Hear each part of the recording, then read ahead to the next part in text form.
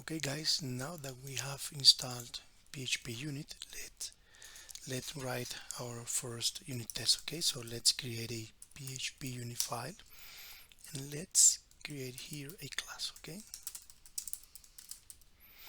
now we need to extend from test case. Okay, this is a abstract class that will allows us to use um, a lot of methods that we can use to validate behavior. Okay, for example, let's use this assertTrue. Okay, so this method will receive a parameter, a condition that needs to be true in order to this test to pass. Okay, so let's for example validate that 4 is greater than 2.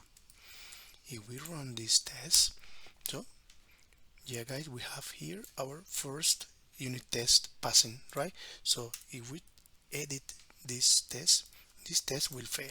Okay, it's failing because um, this condition is not true. Okay, so now let's get in this back and to make this test pass.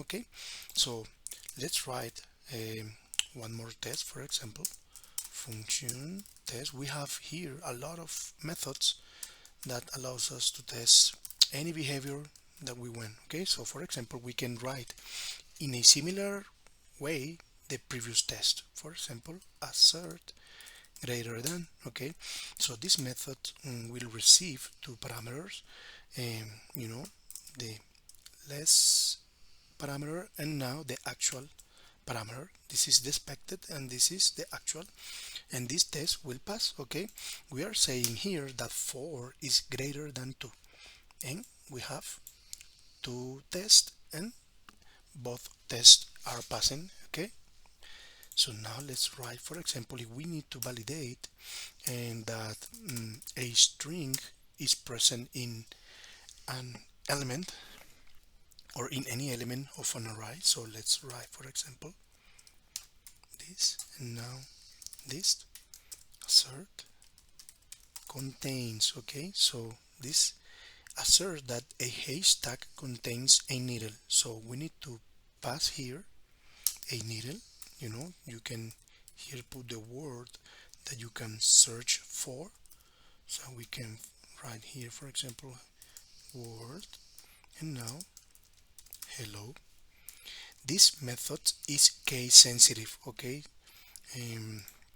so if we write our test, if we run our test, these tests are passing, but if I change this to lowercase, this test will fail.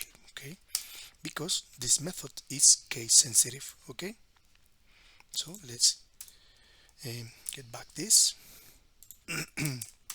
and now, for example, let's test that a string contains another string. Okay, so for example, we can use, and like I say, and there are some methods that validate that the string needs to be or is case sensitive. Okay, so for example, string, we have a certain methods to validate string behavior, right? So let's use the first.